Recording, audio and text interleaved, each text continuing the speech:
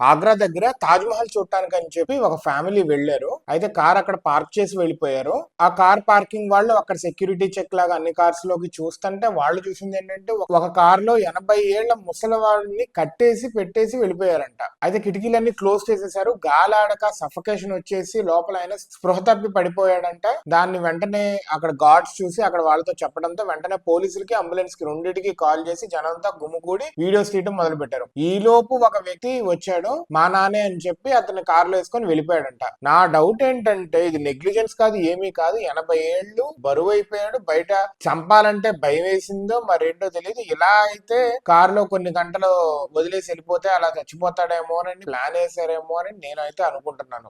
ఏంటో పేరెంట్స్ ని చూసుకుంటానికి వీళ్ళకి బాధలో చంపడానికి ఇన్ని ఎత్తులు. ఫ్యామిలీ వచ్చి ఇదంతా ప్లాన్ చేసి ఉండొచ్చు. అందరూ గుమిగూడేసరికి ఒకేసారి వీడికి భయం వేసి ఉండొచ్చు నాకు తెలిసి.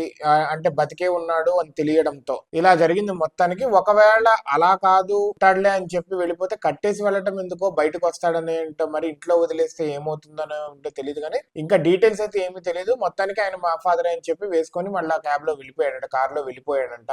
యాక్చువల్లీ దీని మీద ఇన్వెస్టిగేషన్ చేయాలి. ఒకవేళ if they plan for any kind of murder attempt అనేది తీసుకెళ్లి జైల్లో పెట్టాలి.